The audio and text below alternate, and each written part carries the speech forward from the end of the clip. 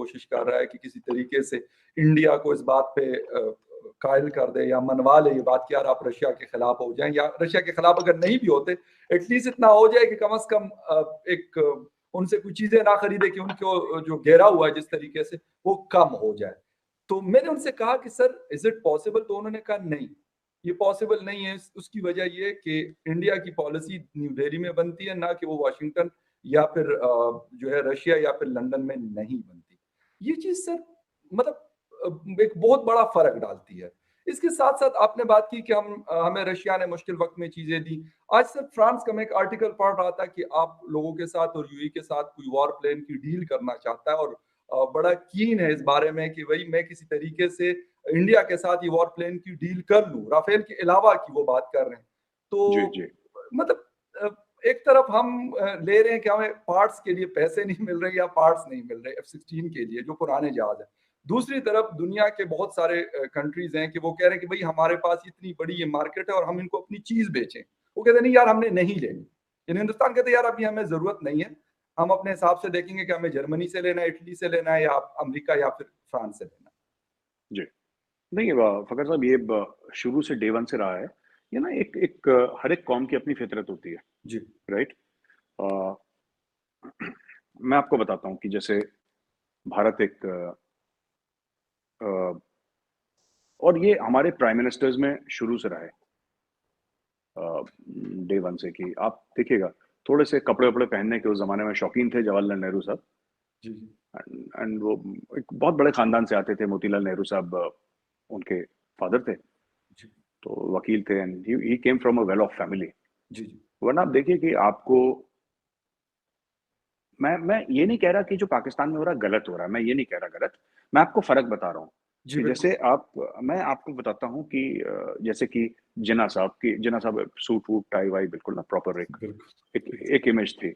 जी बिल्कुल। वो पाकिस्तान उनको फादर ऑफ द नेशन कहता है। जो हमारे father of the nation Gandhi ji, आपने देखा कि वो एक धोती पहन के ना, बिल्कुल अ, पिक्चर्स देखते रहते हैं बिल्कुल। हाँ, फिर आप लाल बहादुर शास्त्री जी को देख लीजिए, फिर आप आगे चल के किसी को देख लीजिए, वीपी सिंह साहब थे, देवेगौड़ा साहब थे, और कई भी हमारे प्राइम मिनिस्टर्स आए बीच में ना, और हमारे फिर मनमोहन सिंह जी आप देख लीजिए। आपने एक चीज देखी होगी, ज्यादातर 90% में, 100% नहीं, जी अभी मोदी जी को देख लीजिए, there is a sense of simplicity. एक एक जिसको कहते हैं ना, एक सादगी है बिल्कुल ना, सही, बिल्कुल है सही। ना। हाँ, आपने देखा होगा अगर कोई फंक्शन है तो जमीन पे बैठ के हम्म, खा लेंगे, हाथ से खाना खा लेंगे, ठीक है, और चले जाएंगे। तो एक एक सादगी है। अनफॉर्चुनेटली पाकिस्तान में ये है कि कहीं ना कहीं वो सल्तनत दिमाग में घूम रही है, वो बादशाहत है ना, कि VIP culture. Not just VIP culture, एक जी जो जो आपके कौम का, आपका जो कायद है, जो लीडर है, कोई भी आप नाम देना चाहें उसको, he does not believe that he is the servant of the Pakistani people. He believes that he is the master of the Pakistani people. Yes yes बिल्कुल।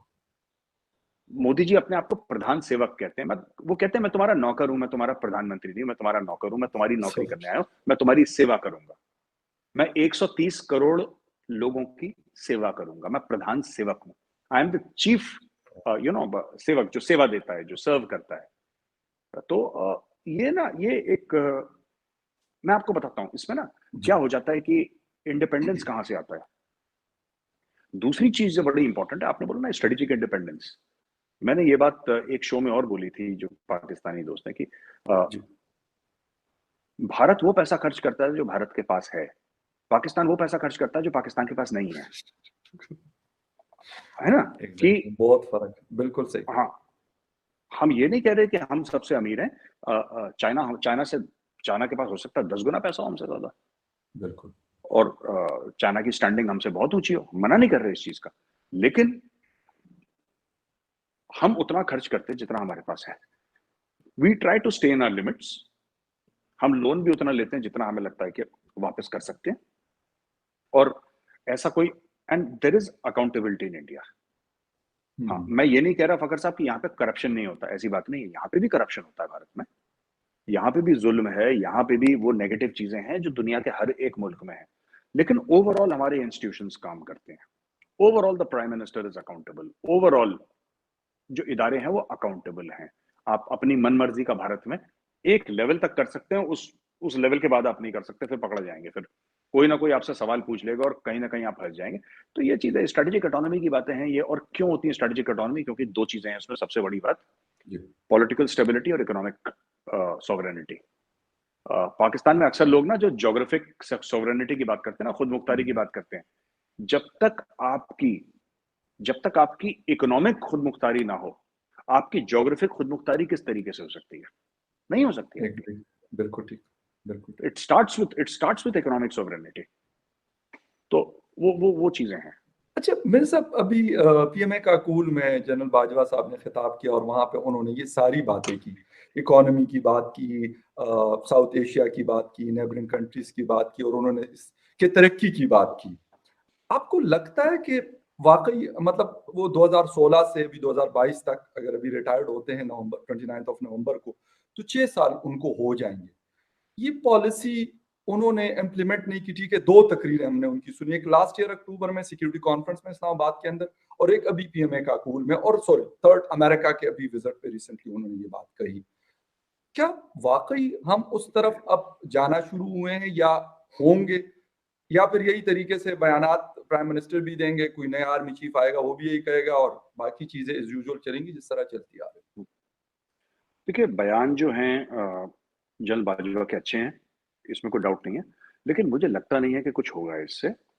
उनकी नेक ख्वाहिशात हैं जो मैं as an Indian citizen welcome करता हूँ, ये अच्छी चीजें हैं, लेकिन मुझे नहीं लगता कि कुछ होगा, क्योंकि पाकिस्तान का जो स्ट्रक्चर है फखर साहब, वो इस तरीके से बना हुआ है, पूरा का पूरा स्ट्रक्चर, कि उसमें चलेगा नहीं है, ये ज्यादा चलेगा नहीं। कि देखिए मैं आपको बताता हूँ, आज की तारीख में अगर अमेरिका कहता है पाकिस्तान के लिए अच्छी बातें करता है अमेरिका, जी, तो पाकिस्तानियों को एक बार ये पूछना चाहिए खुद से कि अमेरिका ऐसा क्यों कर रहा है? पाकिस्तान ऐसा क्या दे रहा है अमेरिका को कि अमेरिका अचानक पाकिस्तान से खुश हो रहा है? हर चीज के पीछे क्या होता है ना, क्यों, वाई, आखिर आखिर कारण क्या है, वजूहत क्या है? अगर जर्मनी कुछ कह रहा है, अगर कोई मुल्क और कह रहा है, यूरोपियन यूनियन कुछ कह रहा है, यूके कुछ कह रहा है, तो इसके पीछे वजूहत क्या है? तो हमें यह समझना पड़ेगा। मेरा ये कहने का मतलब है कि जनरल बाजवा ने अगर कुछ बोला, वो नेक ख्वाहिशात तो हो सकती हैं, वो जमीन के ऊपर नहीं होगा। उसका रीजन है, पाकिस्तान ने हर समय खुद को, और दुनिया ने पाकिस्तान को, है ना, कभी अफगानिस्तान के लेंस से देखा, कभी हाँ, चाइना के लेंस से देखा, कभी इंडिया के लेंस से देखा, पाकिस्तान को कभी पाकिस्तान के लेंस से नहीं देखा। इसलिए आप देखिएगा कि पाकिस्तानी जो वजीर आजम जब बाहर जाते हैं, वो फिलिस्तीन की बात करते हैं, वो कश्मीर की बात करते हैं, वो भारत की बात करते हैं, वो सबकी बात करते हैं, लेकिन पाकिस्तान की बात नहीं करते। वो कभी पाकिस्तान की बात नहीं करेंगे, राइट? क्योंकि उनको पता है कि हमारी जो कौम है, हमारी जो कौम है, वो हमें, हम सक्सेसफुल हुए नहीं हुए, हमारी कौम इससे हमें नंबर देगी, या ऑपोजिशन पार्टी से जो भी है, हमारा राजनीतिक तंत्र है, जो हमारी सियासी लोग हैं, वो हमें इस बात के नंबर देंगे कि भाई क्या तुमने फिलिस्तीन की बात करी, क्या तुमने कश्मीर की बात करी, क्या तुमने ये 2-3 बातें करी? अगर नहीं करी, तो फिर चाहे तुमने कुछ कर लिया हो, तुम्हारा विजिट फेलियर है। वो मजबूरी है।